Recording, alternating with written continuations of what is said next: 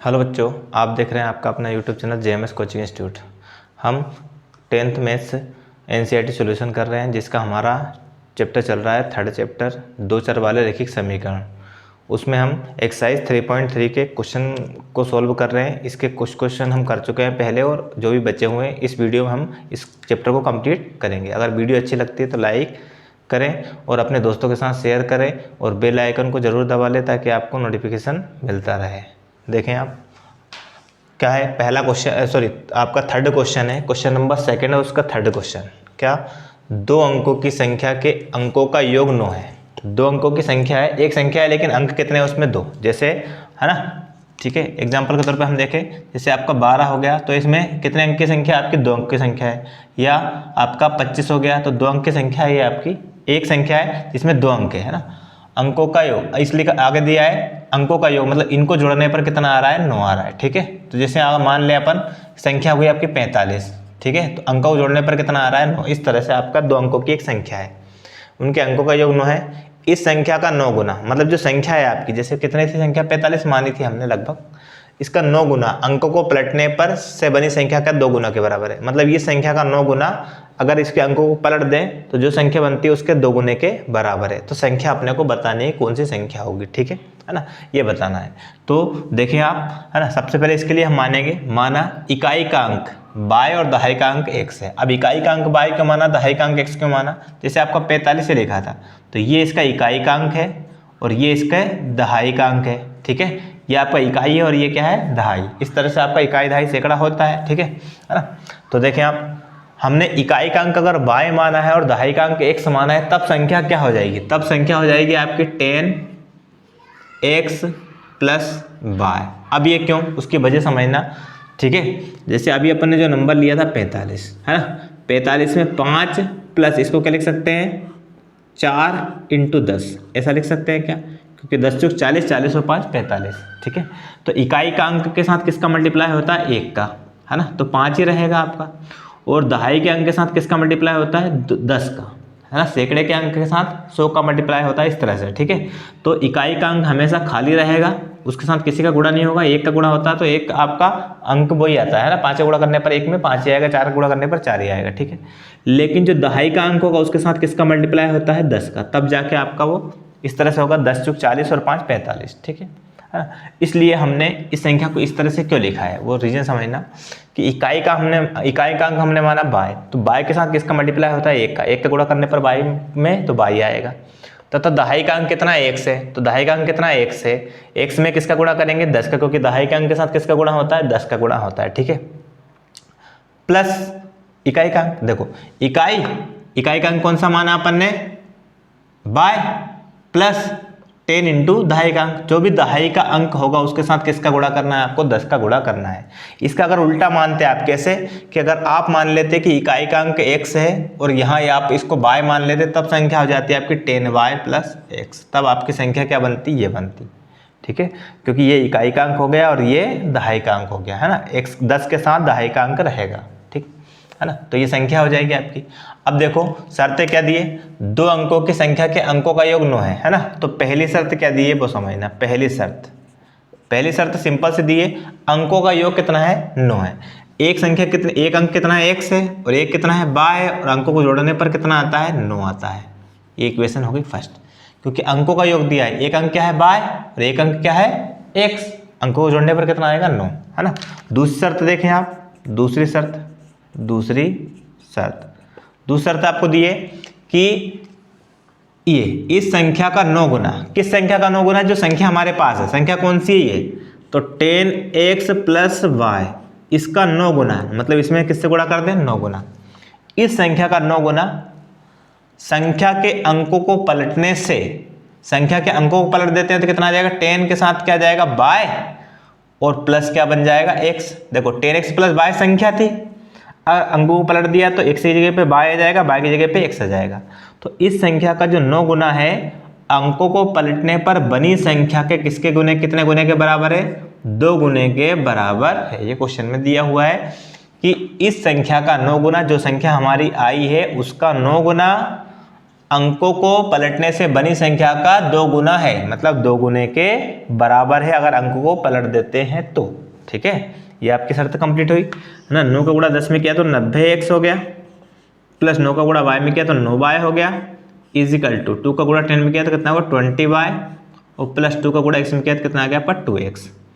अब x और y एक तरफ इधर कर लेते हैं 90x प्लस 9y माइनस का 20y और माइनस का 2x इजिकल टू 0, क्योंकि सबको पक्षांतर कर दिया, दोनों प्लस के थे, किसके हो गए माइनस के। 90x में से 2x घटा दिया, कितने 88x आ गया। 20y में से 9y घटाए तो 1 माइनस का 1 प्लस का घटेगा, बड़ा नंबर माइनस का है, 20 में से 9 घटाए, ठीक है, तो कितने आ गए आपके 11y इजिकल टू कितना हो गया आपका 0। ठीक है, अब अगर देखो इसमें हम किससे भाग दे सकते हैं 11 से, तो पूरे समीकरण में 11 से भाग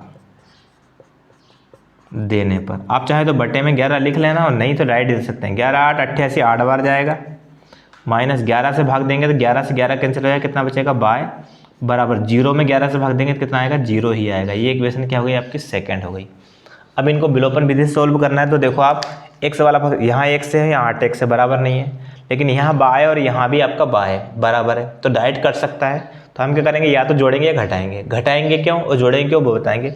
जो फंक्शन आपका बराबर दिख रहा है, देखो ये बाय और यहाँ भी आपका बाय वाला फंक्शन बराबर दिख रहा है, आपका दोनों जगह बाय है, तो या तो जोड़ेंगे या घटाएंगे। तो देखें आप यहाँ दोनों के चिन्ह क्या है, एक प्लस का और एक किसका है माइनस का, तो हमें क्या करना पड़ेगा, अगर दोनों सेम चिन्ह के होते हैं तो घटाना पड़ता है, दोनों एक जैसे चिन्ह के होते हैं तो जोड़ना पड़ता है। तो हम क्या करेंगे, समीकरण 1 प्लस समीकरण 2 जोड़ेंगे, क्योंकि दोनों के चिन्ह क्या है अपोजिट पहले से है। ठीक है, तो देखें आप समीकरण 1 लिख लेते हैं, x plus y equal to 9, और दूसरा समीकरण है आपका 8x minus y equal to आपका 0। जोड़ रहे हैं, जोड़ने पर साइन चेंज नहीं होता, डायरेक्ट आपका सोल्व होगा। देखो ये बाय और प्लस का बाय माइनस का बाय कैंसिल, 8x और ये एक x है प्लस का, तो 9x हो गया बराबर 9 और 0 को जोड़ा तो कितना आया 9। x का मान निकालेंगे तो 9 गुणा वाला है, भाग में जाएगा 9 और भाग दे दिया तो x का मान कितना आ गया 9 एकम 9 1, कितना आ गया आपका x का मान आ गया 1। इस तरह से हमारा x का मान हो गया 1। ठीक है, अब इस x का मान आप समीकरण 1 में भी रख सकते हैं और 2 में भी रख सकते हैं। ठीक है, तो x का मान समीकरण 1 में रख दो, x का मान समीकरण 1 में रखने पर समीकरण 1 आपका x plus y equal to कितना 1, किसका मान रखना है अपन x का, x की वैल्यू 1 रख देंगे, 1 प्लस बाय इजिकल टू कितना 9 है यहाँ। ठीक है, तो कितना 9, तो बाय का मान कितना हो जाएगा 9 और प्लस का 1 उधर जाएगा, इसका हो जाएगा माइनस का 1 हो जाएगा। ठीक है, यहाँ रखा मान है ना, तो बाय इजिकल टू कितना हो गया आपका, बाय इजिकल टू हो गया 8, कितना हो गया 8 हो गया है ना। ये आपका बाय का मान आ गया, x का मान आ गया, लेकिन हमें x और बाय का मान नहीं, हमें तो संख्या निकालनी है।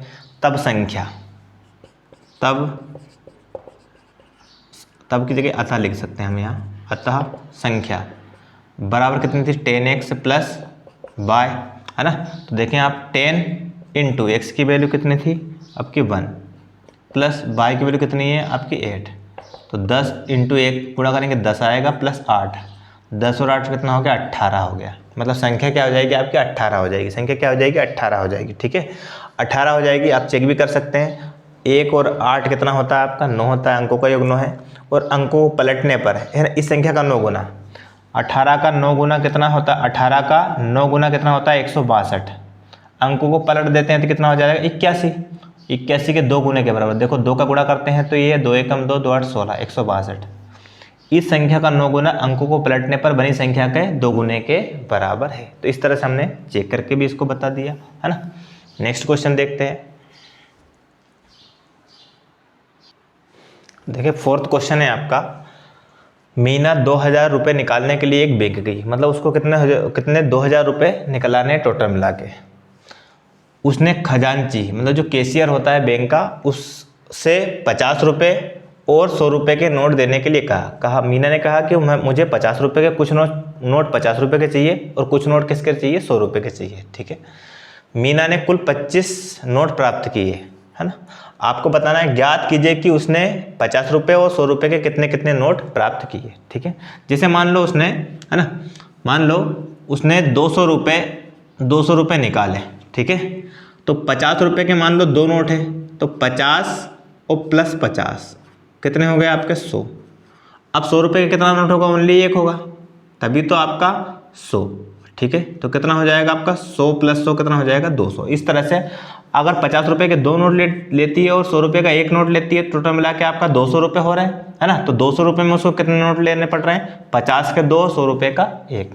ठीक है ना, इस तरह से। तो हमें यही बताना है कि उसने 50 रुपये के कितने नोट लिए और 100 रुपये के कितने नोट लिए। ठीक है, तो वो हमने मान लिया। थोड़ा क्या, सबसे लास्ट में जो उसने पूछा था, उसने 50 रुपये और 100 रुपये कितने कितने नोट प्राप्त किए, तो वही हमने माना रुपये 50 के नोटों की संख्या कितनी, 1 है, और 100 रुपये के नोटों की संख्या कितनी है, बाय। मान लिया उसने एक्स नोट 50 रुपये के लिए और बाय नोट 100 रुपये के लिए। ठीक है, अब देखो शुरुआत समझना। ठीक है, क्या 2000 रुपये निकालने के लिए गई, मतलब 2000 रुपये उसने लिए, कुल कितने रुपए लिए उसने 2000। तो पहली शर्त समझना थोड़ी सी, क्या है पहली शर्त।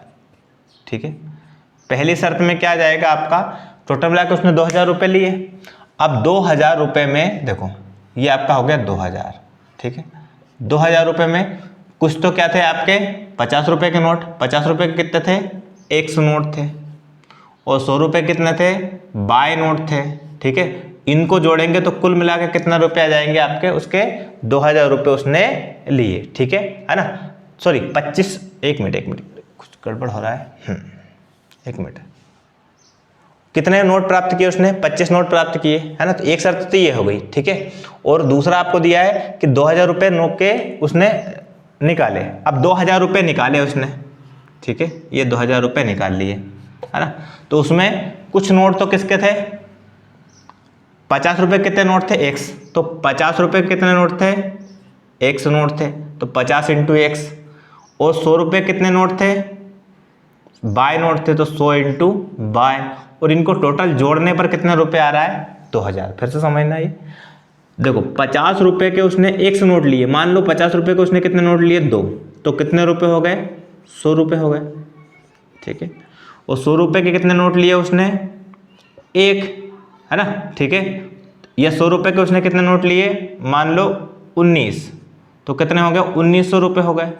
तो टोटल मिला के कितने रुपये हो गए आपके, कितने 1900 और 100 कितना हो गया आपके 2000 रुपये। इस तरह से अपने रुपये में बदला है। रुपये को हमने नोटों की संख्या में बदल दिया, कैसे कि 50 रुपये के उसने 100 नोट लिए, 100 रुपये के उसने बाय नोट लिए, ये आपके रुपये है ना। 50 रुपये के और कितने नोटों की संख्या गुणा कर देते हैं, रुपये में आ जाएगा आपका, है ना। 50 रुपये के 100 नोट लिए, 100 रुपये के बाय नोट लिए, और टोटल मिला के पूरा अमाउंट कितना लिया उसने, 2000 रुपये लिया। ठीक है, तो ये इक्वेशन होगी फर्स्ट। इसको हम छोटा करने के लिए हम इससे 50 से भाग दे सकते हैं, 50 से भाग, है ना। 50 से भाग देंगे, देखो कैसे लिख भी देते हैं, 50x बटे 50 प्लस 100 बाय बटे 50 बराबर 2000 बटे 50। इस तरह से हम 50 से भाग देंगे। यहाँ 50 से 50 कैंसिल, कितना आ गया आपका x, प्लस यहाँ 0 से 0 कैंसिल, और 5 का भाग 10 में दिया तो 2y आ गया, और बराबर यहाँ 0 से 0 कैंसिल, 5 का भाग दिया, 5 चौक 20 और 0 40 आ गया, तो कितना आ गया 40। ये इक्वेशन क्या हो गई फर्स्ट, है ना। अब दूसरी शर्त क्या बोल रही है वो समझना आप। दूसरी शर्त, टोटल मिला के उसने कितने नोट प्राप्त किए, 25 नोट प्राप्त किए। अब 25 में कुछ नोट तो x कितने थे, 50 रुपये के थे, 50 रुपये कितने नोट थे, x, और कुछ नोट थे 100 रुपये के, कितने थे, बाय।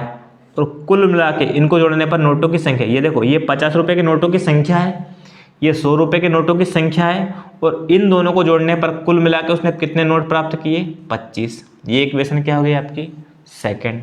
ठीक है, अब इसको विलोपन विधि से सोल्व करना है। देखो आप, यहाँ भी x है और यहाँ भी क्या है, x है, घटा सकते हैं या जोड़ सकते हैं। कैसे करेंगे आप, ये प्लस का x है, ये प्लस का x है, तो हम क्या करेंगे कि घटाएंगे। समीकरण 1 माइनस समीकरण 2। घटा क्यों रहे, क्योंकि जो सेम फंक्शन बन रहे हैं उनके चिन्ह क्या है, सेम है तो घटाना पड़ता है। x plus 2y is equal to 40 और x plus y equal to 25। घटा रहे हैं तो चिन्ह चेंज करने पड़ेंगे।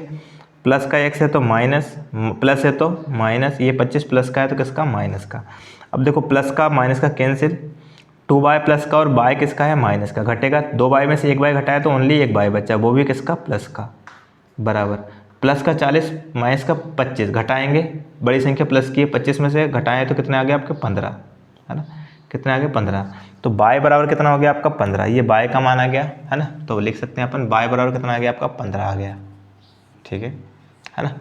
अब y का मान कहाँ रख दें हम, समीकरण 1 में भी रख सकते हैं और 2 में भी रख सकते हैं, ठीक है। देखो ये समीकरण 2 है और ये समीकरण 1 है, कहीं भी रख सकते हैं, तो समीकरण 2 में रख देते हैं। y का मान समीकरण 2 में रखने पर देखो x प्लस y बराबर कितना है 25, है ना, इसमें x प्लस y का मान कितना 15 रख रहे हैं अपन, कितना रख रहे हैं 15, बराबर कितना 25, x बराबर 25, 15 का पक्षांतर कर दिया किसका हो गया, माइनस का 15 हो गया, x बराबर 25 में से 15 घटाए, एक प्लस का एक में से घटेगा, है ना, तो कितना आएगा 10 आएगा, वो भी बड़ी संख्या प्लस की है तो चिन्ह आएगा प्लस का, तो ये आपका x का मान हो गया कितना 10, है ना, x का मान हो गया 10। अब हमसे पूछा क्या वो समझना थोड़ा सा, ठीक है। अतः उसने कितने 50 रुपये कितने और 100 रुपये के कितने नोट प्राप्त किए, ये हमसे पूछा था, ठीक है। आगे क्वेश्चन में और कुछ तो नहीं पूछा है, प्राप्त किए, ठीक है, यही पूछा है ना। तो अतः हम लिख सकते हैं, अतः 50 रुपये के नोटों की संख्या बराबर कितनी है, 50 रुपये कितने नोट है, x मतलब 10, है ना, और 100 रुपये के नोटों की संख्या बराबर कितनी है 15। आप चेक भी कर सकते हैं, आप देखो आप, ठीक है, 50 रुपये के उसने कितने नोट लिए 10, है ना, 10 नोट लिए 50 रुपये के, मतलब कितना 500 रुपये, कितने हो गए 500 रुपये,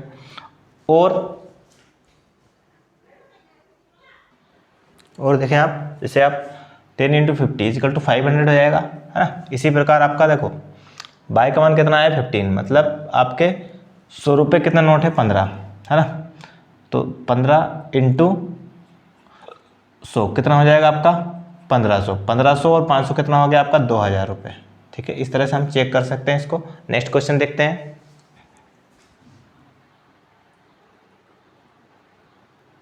देखिए लास्ट क्वेश्चन है आपका, ये क्वेश्चन में क्या पूछा गया है कि किराए पर पुस्तकें देने वाले किसी पुस्तकालय का प्रथम 3 दिन का एक नियत किराया है और उसके बाद प्रत्येक अतिरिक्त दिन का अलग किराया है। सरिता ने 7 दिन तक एक पुस्तक रखी, कितने दिन तक, 7 दिन तक एक पुस्तक रखी और उसने कितने किराया 27 रुपये किराया दिया, जबकि सुशी ने कितने एक पुस्तक को 5 दिन तक रखा और उसने 21 रुपये किराया दिया।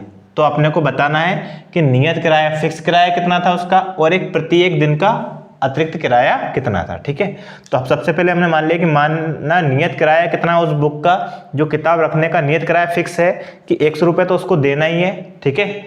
उसके बाद अगर अतिरिक्त दिन 3 दिन के अलावा अगर एक्स्ट्रा दिन रखता है तो उसको कितने रुपए 22 रुपये और देना पड़ता है, ठीक है। तो देखते हैं अपन, देखो पहली शर्त, 2 शर्तें दी हैं।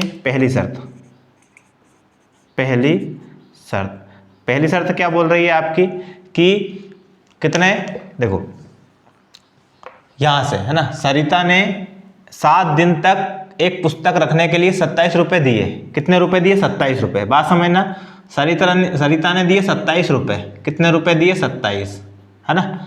अब ये 27 रुपये कितने दिन तक बुक रखी उसने, 7 दिन तक, 7 दिन तक उसने किताबों को रखा और 27 रुपये दिए। तो इसमें 3 दिन का तो नियत किराया था, है ना, ठीक है। तो यहाँ लिखेंगे 3 दिन का नियत किराया, है ना, प्लस अतिरिक्त दिन कितने होगा, देखो 7 दिन में आपके 3 दिन तो फिक्स है प्लस 4 दिन अतिरिक्त हो गए, ठीक है। तो 4 दिन का किराया एक्स्ट्रा है, तो हम इसको इस तरह से, इतना बड़ा लिखने की जगह सिंपल छोटे शब्दों में हम लिखते हैं, तो इस तरह से लिखेंगे हम, बात समझना। 3 दिन का किराया नियत है, 3 दिन का कितना किराया है, फिक्स किराया कितना है 100 रुपये, तो 100 रुपये तो दिए ही सही, प्लस 3 दिन का नियत किराया है कितना 100 रुपये और प्लस एक्स्ट्रा कितने दिन है 4 दिन, एक्स्ट्रा कितने दिन हो गए, अतिरिक्त दिन कितने हैं 4 दिन है, और एक अतिरिक्त प्रत्येक अतिरिक्त दिन का, है ना, यहाँ लिखना पड़ेगा प्रत्येक अतिरिक्त दिन का किराया कितना है 22 रुपये, तो 4 दिन उसने अतिरिक्त रखे और 1 दिन का 22 रुपये, तो 4 दिन का कितना हो जाएगा 4y, और टोटल मिला के उसने कितने रुपए दिए 27 रुपये दिए। इक्वेशन क्या हो गई आपकी फर्स्ट, है ना, ठीक है। अब दूसरी शर्त देखें आप, दूसरी शर्त सरल शब्दों में बता रहे हैं आपको, ठीक है। दूसरी शर्त है कि उसने कितने दिन बुक रखी है आपने 5 दिन। 5 दिन अगर पुस्तक में रखती है तो 3 दिन का किराया तो फिक्स है, कितना रुपये 100 रुपये, और कितने एक्स्ट्रा दिन बचे 3 में, 5 में से 3 घटाए तो 2 दिन एक्स्ट्रा बचे, और 1 दिन का किराया कितना है 22 रुपये, तो 5 दिन का कितना हो जाएगा 2/, तो दूसरी शर्त हो जाएगी 100 रुपये तो उसको देना ही है 3 दिन के, प्लस एक्स्ट्रा दिन कितने हो गए, अतिरिक्त दिन कितने हो गए 2 दिन, और 1 दिन का किराया 22 रुपये, तो 2 अतिरिक्त दिन का किराया कितना होगा 2/, और बराबर उसने कितने रुपए दिए 21 रुपये दिए, है ना। Equation first. सेकंड देखो, पहले 7 दिन बुक रखी उसने, 3 दिन का फिक्स किराया था, वो 7 में से 3 घटा, 3 दिन का तो 100 रुपये किराया है ही सही आपका, ठीक है, और 4 दिन का अतिरिक्त, 4 अतिरिक्त दिन हो रहे हैं, 1 दिन अतिरिक्त दिन का किराया कितना है 22 रुपये, तो 4 दिन का कितना हो जाएगा आपका 4y, तो टोटल मिला के 1 प्लस 4y, और कुल कितने रुपए दिए उसने 27 रुपये। दूसरा आपका जो सूसी है उसने कितने 5 दिन बुक रखी, 3 दिन का किराया फिक्स है, तो उसका तो 100 रुपये देना ही चार्ज है, प्लस कितने दिन एक्स्ट्रा रखे उसने 2 दिन, 1 दिन का किराया 22 रुपये, तो 2 दिन कितना हो जाएगा 2/, कुल मिला कितने रुपए दिए उसने 21 रुपये, इस तरह। हाँ, अब आगे देखें आप, ये आपका विलोपन विधि से सॉल्व कर सकते हैं, तो डायरेक्ट हम घटा देते हैं, है ना, यहाँ लिख देंगे, ठीक है। घटाने पर क्यों घटा रहे हैं, क्योंकि दोनों समीकरण के चिन्ह, जो x वाला फंक्शन है उसके समीकरण के चिन्ह सेम है, तो ये प्लस का है माइनस हो जाएगा, प्लस है माइनस हो जाएगा, ये प्लस का 21 है माइनस हो जाएगा। अब देखें आप, x और x क्या हो गया आपका, प्लस का माइनस का कैंसिल, 4y प्लस का और 2y किसका माइनस से घटेगा, तो कितना बचेगा आपका 2y प्लस का, और 27 प्लस का और 21 किसका माइनस घटेगा, 7 में से 1 घटाए 6, है ना, 2 में 2 घटाए 0, y का मान निकाला तो कितना 6, और 2 गुणा में, गुणा वाला कहाँ जाएगा आपका भाग में, तो y बराबर कितना आ गया का 2 3 6 3, तो y का मान कितना आ गया आपका 3 आ गया, ठीक है। अब इस y के मान को हम कहाँ रख दें, समीकरण 1 में रख दें, तो x का मान आ जाएगा, है ना, तो y का मान समीकरण 1 में रखने पर, 2 में भी रख सकते हैं 1 में भी रख सकते हैं, ठीक है। चलो 1 में रख देते हैं, x प्लस 4 इंटू y की वैल्यू कितनी 3 बराबर कितना 27, सॉल्व कर लेते हैं अपन। x प्लस 4 कितना हो रहा है आपका 12 बराबर कितना 27, तो x बराबर 27 प्लस का 12 पक्षांतर करें किसका हो जाएगा माइनस का 12, और x बराबर 7 में से 2 घटाए तो 5, 2 में से 1 घटाए तो 1, तो 15, तो x का मान कितना आ गया 15 रुपये, ठीक है ना। इसका मतलब क्या है आपका कि नियत किराया उसको 3 दिन का तो 15 रुपये देना ही है, और हर एक दिन का 3 रुपये किराया एक्स्ट्रा देना है ना। तो हम लिख सकते हैं अतः नियत किराया कितना है, नियत किराया कितने दिन का 3 दिन का, है ना। नियत किराया बराबर कितना है रुपये 15 रुपये तो फिक्स देना ही है उसको 3 दिन का, और एक्स्ट्रा दिन अगर रखता है तो हर एक एक्स्ट्रा दिन का 3 रुपये के हिसाब से किराया देगा, है ना। और प्रत्येक अतिरिक्त दिन का किराया, प्रत्येक अतिरिक्त दिन का किराया बराबर कितने रुपए हैं, अभी बाय का मान कितना आया था 3, तो 3 रुपये, है ना। चेक भी करवा सकते हैं अपन आपको, देखो आप कैसे, ठीक है। जैसे उसने कितने दिन बुक रखी, अभी आप चेक करवाते हैं। 7 दिन बुक रखी थी उसने, और दूसरी सूसी ने कितने दिन रखी थी 5 दिन बुक रखी थी, कितने रुपए देखो कितने, 7 दिन में 3 दिन का फिक्स किराया है, 3 दिन का कितना रुपये कि 3 दिन का फिक्स किराया कितना 15 रुपये, है ना, ठीक है। प्लस 4 दिन अतिरिक्त रखी थी, 7 में से 3 घटाए 4 दिन अतिरिक्त रखी है, और 1 दिन का अतिरिक्त दिन का किराया कितना है 3 रुपये, तो 4 का कितना हो जाएगा आपका 4 तिया 12 रुपये, और 12 और 15 कितना हो गया आपका 27 रुपये। इस तरह से हमारा पहला शर्त कंप्लीट हो गई। दूसरी शर्त है क्या है, 5 दिन उसने बुक रखी, 3 दिन का तो फिक्स किराया है कितना रुपये 15 रुपये, ठीक है। प्लस 2 दिन एक्स्ट्रा हो गए, 1 दिन का किराया कितना है 3 रुपये, 2 दिन का कितना हो गया 6 रुपये, और 15 और 6 कितना हो गया आपका 21 रुपये। इस तरह से हम चेक कर सकते हैं उसको, तो ये आपका कंप्लीट होता है, सॉल्व होता है, ठीक है। तो हमारा ये आप ये जो चैप्टर है 2-4 वाला रैखिक समीकरण, उसका हर एक क्वेश्चन, एग्जाम्पल, एक्सरसाइज के सारे क्वेश्चन हमने डिटेल से करवाए हैं। अगले जो क्लास रहेगी उसमें या तो इसका ऑब्जेक्टिव रहेंगे या अगला आपका